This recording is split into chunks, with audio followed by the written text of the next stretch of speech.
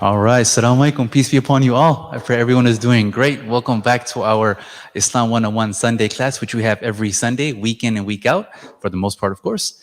And that is where we take a topic about the basics of Islam, then we have a discussion on it. So I want to thank you all for taking time out on this beautiful Sunday and joining us here on site at IFC. And I also want to thank everyone that's streaming online right now that's joining us. So thank you all very much.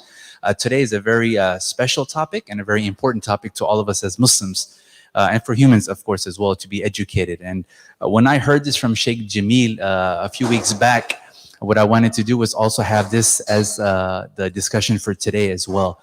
So first, I wanted to just introduce the Shaykh and our speaker for today, beloved brother and a mentor to myself and to many other people as well, Sheikh Jameel Besada.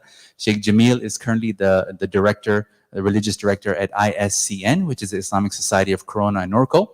That's in another country called Corona, as I like to say, very far away, the city of Corona. But he has kindly taken time out of his busy schedule to be with us here today. And he's been supporting us for a number of years. So I want to thank you. I want to thank your family, Sister Paulina, for always being here, and baby Luna, who's going to be joining us as well as a support system as she grows, inshallah, God willing. So thank you very much. Sheikh Jameel, of course, finished his studies at the prestigious University of Medina, in the University of Medina in Saudi Arabia. And then, of course, he came back here to give back and to help us to learn about our faith. And blessing, of course, among so many things about Sheikh Jameel, his resume goes on, is that he also reverted to Islam many years ago.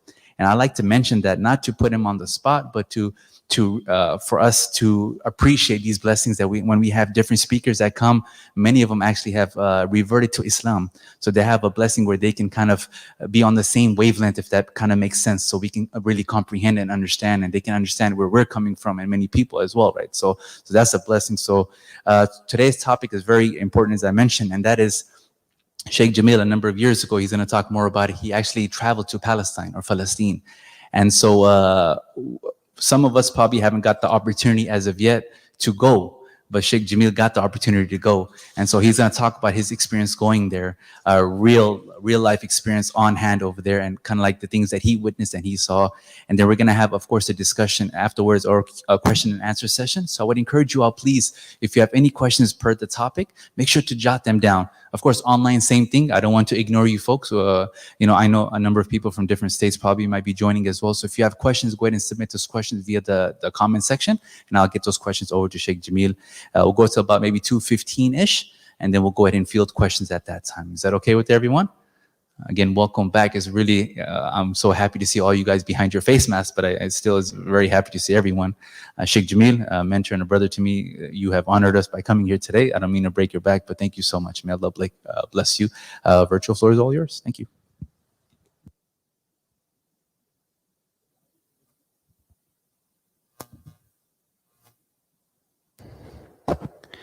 بسم الله الرحمن الرحيم الحمد لله رب العالمين والصلوات والسلام على أشرف الأنبياء والمرسلين على سيدنا وحبيبنا محمد وعلى آله وأصحابه أجمعين أما بعد. My back is killing me, so I'm going to be standing and walking and sitting, so pardon the distraction for that. Like most of us, I grew up entirely in the United States. I was born in Bellflower in East LA, and my parents divorced when I was like 3 years old, and I didn't commit and accept Islam as a faith, as a religion of my own, until I was 18, right before I started college. And we know as converts that when we accept Islam, in a lot of respects, it feels like, the wool has been removed from our eyes in a lot of ways, right? We see things that we probably never would have seen otherwise. We can take into consideration things that we probably never would have taken into consideration before. Just like Malcolm X, right? Malcolm X had lived, almost 40 years in America prior to going to perform Hajj. And when he comes back, he says, I didn't know that it was possible, right? I didn't know that it was possible for white and black and yellow and whatever, brown, to be able to, at the same place, at the same time, be equal.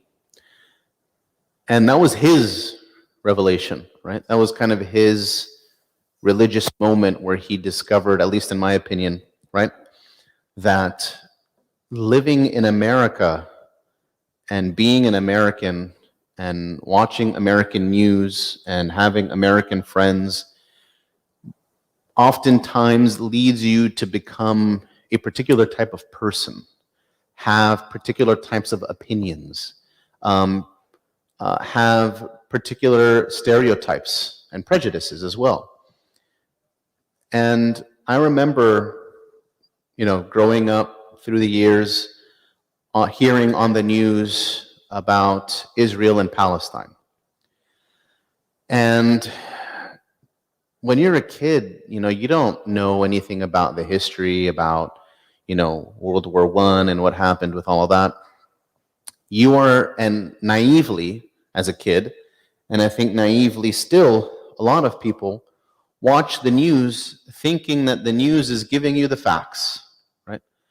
Thinking that the news is presenting unbiased information and the facts are as they are. Especially when you're a kid, why would you think that the news would be, the corporation would be having an agenda and things like that? You don't think of that as a kid. And so I remember, in high school making jokes about, Muslim terrorists and Palestinian terrorists and all that, because growing up my entire life, I had always heard, and for those of you that were born and raised here as well, I'm sure, who weren't Muslim, had always heard the Palestinians are the aggressors, right? Israel is defending itself. The Palestinian people launch rockets into Israel. Israel is simply building a wall to protect itself from terrorist attacks. And when you say it like that, and you show selective footage, I mean, why would a 15-year-old think any differently, right? But then I accepted Islam, and I went to college, and I joined the MSA, and I went to a couple of events, and I thought to myself, oh my God, these are a bunch of Palestinian terrorists, right? Wearing the kafaya, Free Palestine. I was like, holy crap, I'm going to get arrested for sure with all of these people, right? And you spend time with them, and you start to hear a narrative that you have never heard before, right? You start to hear that, wait, hold on. The Palestinians are actually the people who are being oppressed. Israel is actually the aggressor. Everything that you've watched on the news has been presented in a particular way to promote a particular narrative. And so all throughout college, I swung in the other direction, right? Very much pro-Palestine, very much anti-Zionist. The biggest insult that you could call me would have been Zionist in college, right? And then life went on. You get older, you get married. I went to Medina. And alhamdulillah, about 4 or 5 years ago, I had the opportunity to visit Jerusalem. And I thought this is a perfect opportunity for me to objectively determine who is right and who is wrong. I will be there physically. I will see with my own eyes what's going on, and no news narrative, no sob story is going to convince me of what I physically see with my own eyes, right? What I experience being there. And so we flew from Istanbul to Tel Aviv, and as soon as you land on the tarmac at the airport, I remember looking out the windows of the airplane, and in every direction you would see Israeli flags everywhere. And I've traveled to many airports in this country, many airports around the world, and I've never seen that many flags posted around an airport like that. But I said, you know what? I'm going to be objective. Who cares? They're just flags. Doesn't mean anything. Perhaps they are nationalistic, patriotic. All right, just let it go. All right. You get off the plane, and from the terminal, there's a long walk to the baggage claim. And part of the walkway is this at least 100-yard walkway with a huge concrete wall on the left side of the walkway. And on this wall is a mural that was painted with a historical timeline. Okay? And it's a historical timeline of the development, foundation, establishment of Israel as a country. And it says on the title, The History of Zionism. And so you start off and you see all these famous people and these famous events and these famous years as you're walking down this hallway. Part of me wanted to say, they are trying to convince you from the moment that you arrive that, you know, they are entitled to this piece of land. I said, okay, you know what? It's a painting, doesn't mean anything. I'll keep my reservations. Went through baggage claim. I was detained for 5 hours, I think, right? James Besada was detained for 5 hours. In the office where they asked me a bunch of questions, there was a sign behind the lady or whatever. It said, Islamic Relief and CARE are considered terrorist organizations by the country of Israel. I was like, oh my God, Islamic Relief? What did they do? CARE? I don't know. I'm just joking. But anyways, so I collected my bags. I went in a cab, drove about 40 minutes to Jerusalem. And when I was in the cab driver asked me a very interesting question. He was a Palestinian cab driver. Asked me a very interesting question. He said, did you notice any Palestinians in the airport? I didn't think about that. Let me think. No, on the plane? No, maybe not. Baggage claim out. You know what? I don't think I remember seeing any Palestinians in the airport. And he said, that's because Palestinians are not allowed to use that airport. If Palestinians want to fly in and out of Palestine, they need to fly into the airport of Amman and then cross over a bridge, which takes about half a day to do so. Whereas people with special permits or Israeli citizens get to use the Tel Aviv airport directly. That, to me, if I'm keeping score and I'm trying to keep objective score, that would have been strike one against Israel for me as an objective observer. How is it possible that you telling another group of people that they have to use a separate airport equate to anything other than prejudice and discrimination? People argue, well, security.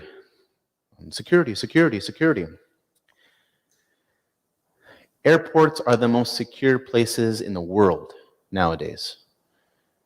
In Istanbul, before you even walk through the sliding glass doors of the airport, your baggage goes through X-ray and you go through metal detector before you even set foot into the airport.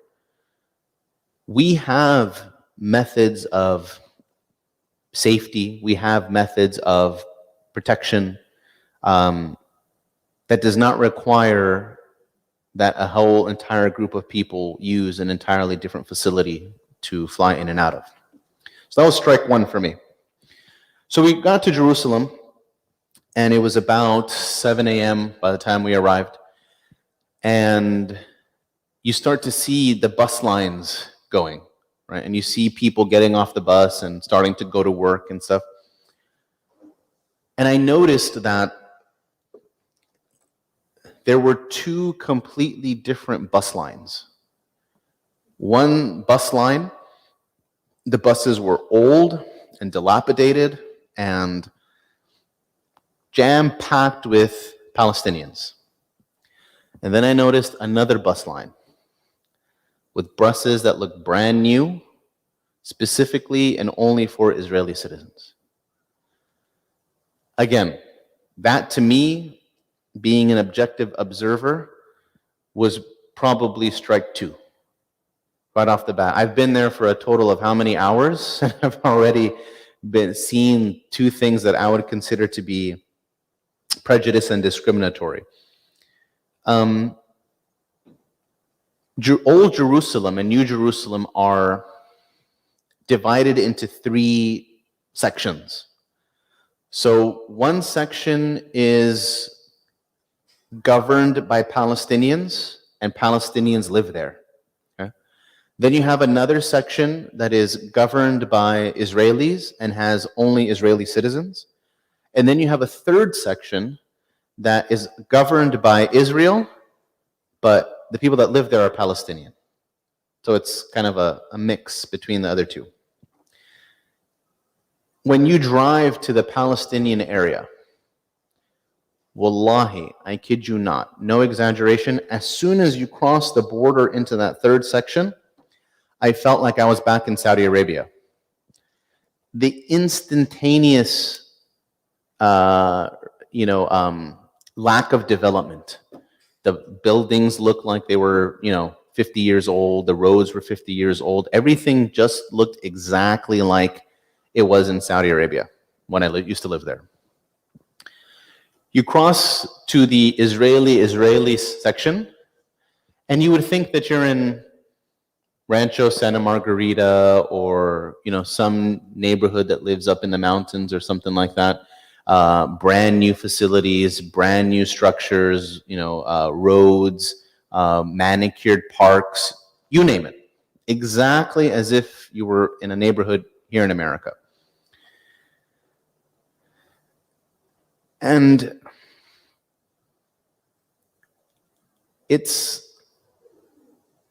I don't know how to describe it. I went to a city called Khalil. Khalil is known as Hebron. Maybe like 15, 20 minutes without traffic outside of Jerusalem. It's purported that Ibrahim and Ismail are buried there, and their wives, etc. Reported. So we went there, and as we're pulling up to the city or the little village or whatever, there was brand new settlements that had just been built, brand new park, brand new buildings, etc. And then we drive closer to the masjid, and we park and we start to walk to the masjid. And as we're walking through the town to the masjid, the town was a ghost town. Nobody lived there. The buildings were closed, the shutters were closed, the businesses were closed. And so I asked, where is everybody? And someone told me that the settlers, the new settlement, didn't like the fact that there were Palestinians living here. So they started to harass the town until they would be able to kick them out of the area. And for the business owners that refused to leave, they would set fire to their businesses at night. And I said, there's no way. Come on. Set fire to their buildings. Really? You really expect me to believe that? No exaggeration. Sure enough, walk a few more feet, and you could see the metal gate of the store kind of pulled down, right, to cover what's inside. And you can see burn marks on the side of the building and the store, trying to get them to leave. When I was in Hebron, a man came to ask me specifically for money. we were under instructions by our guide not to give anybody any money. And I still wonder to this day why. Because the guide was Palestinian and the man was Palestinian, which leads me to believe that there are some internal politics that are also happening amongst the Palestinians, but who knows? But we were under strict instructions not to give any money to anybody. Okay. So he came and he asked, and he asked, and he asked. And I have been to many places in the world, alhamdulillah, and I've seen poverty in many different ways and places. I had never been begged before like that. And for a person to humble themselves to such an extent, right? Because a tangent here, I've seen professional beggars. You know when I've seen professional beggars? When I was in Medina, I used to do tours of Uhud and Quba and the Masjid, all these famous places in Medina. And so it was very often that I would go to Masjid Quba with the group and show them around and then get on the bus and leave again. And when I would go to Masjid Quba, I would see the same guy every day, right? With his colostomy bag and his letter and his, his going from bus to bus. I know what professional beggars are. The professional beggar is, hey, you get out of here. We don't want you. Okay. Leave, right? This guy, right, wouldn't take no for an answer. And I think that you can tell when a person is desperate, right? And I don't think anybody would put themselves through that type of humility and degradation if they weren't actually in need. Does that make sense? We also traveled to a refugee camp while I was in Palestine. And as we're arriving to the refugee camp, my first thought was, where are the tents? Right? When I think of refugee camp, I think of a tent, right? I mean, that's kind of, I don't know, my ignorant image that I have in my mind. So when we got there, I asked the director of the facility, where are the tents? He kind of laughed and he said, the tents, so he's like, we've been here since 1948 or 49 or whatever. And the tents didn't last until the first winter because it snows in that area. So the tents weren't going to do it. So we had to construct these concrete buildings for housing. These concrete buildings were about maybe 3, 4, 5 stories tall. Each floor had a studio apartment. That one studio apartment usually housed an entire family, right? 4, 5, 6, 7, 8 people. And then everybody in that building would share a communal restroom on the ground floor. The refugee camp, we would walk through the different little, side streets of the refugee camp. This is a big place, like a couple apartment complexes in size.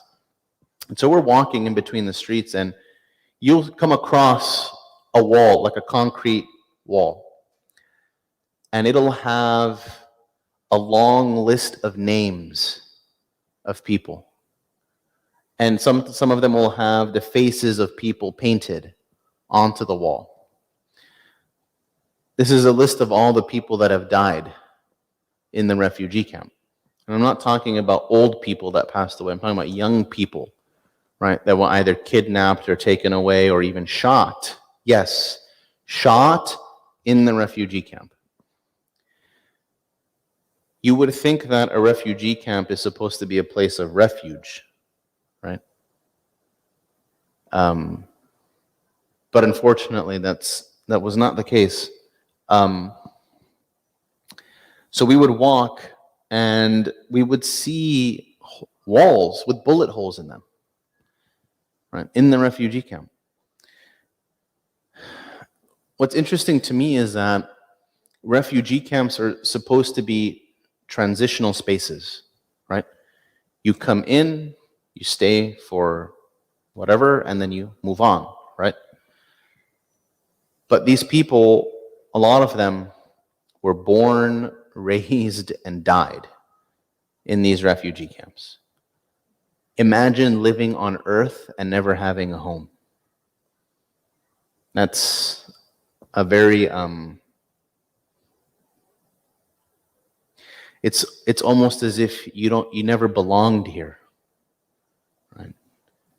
You're not welcomed on Earth almost. But anyways, we left the refugee camp, and you go to the masjid.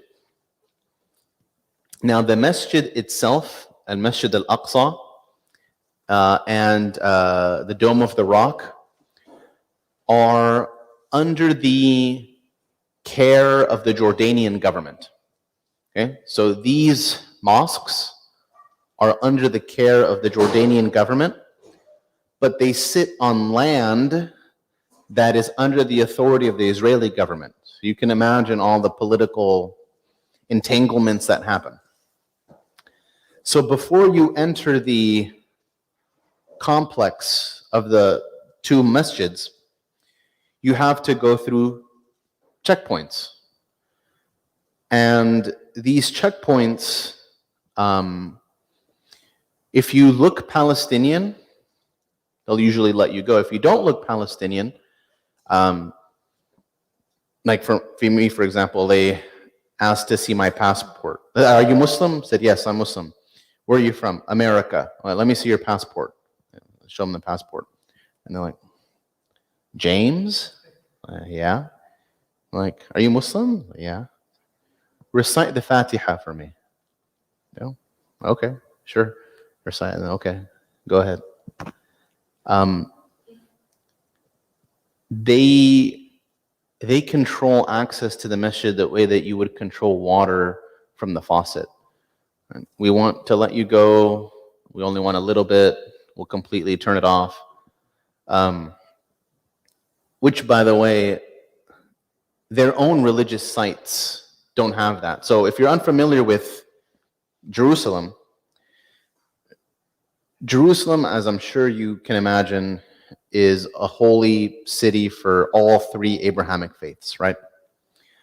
For us, we know that we have the Dome of the Rock, which doesn't have religious value. It's just a nice masjid, unless you believe that that's where the Prophet ﷺ ascended. That's a different story. And then you have al-Masjid al-Aqsa, which is where the Prophet ﷺ prayed, and all that. So,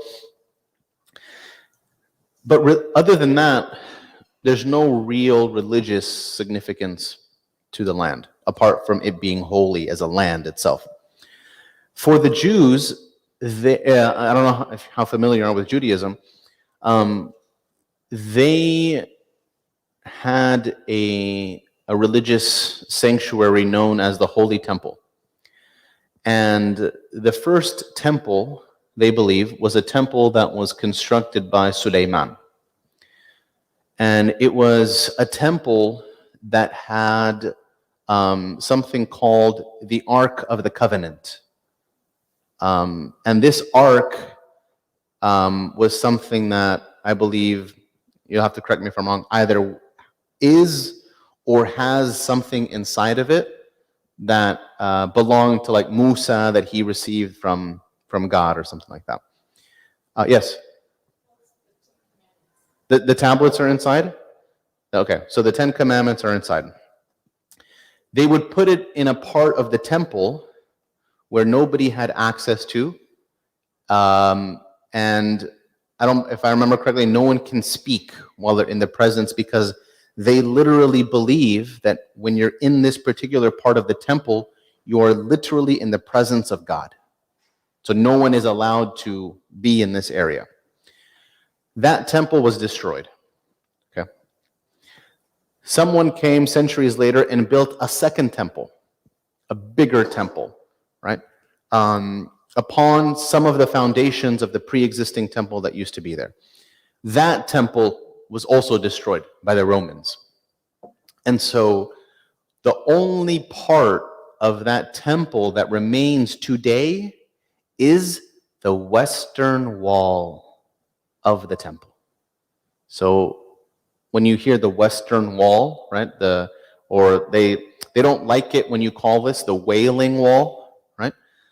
The Wailing Wall is actually something that I don't recommend you referring it to that way, because they view it as offensive, because it's a wall for prayer, right? And the British, when they went there and they would see people praying, they interpreted it as wailing, right? They view, oh, it's not prayer, they're wailing.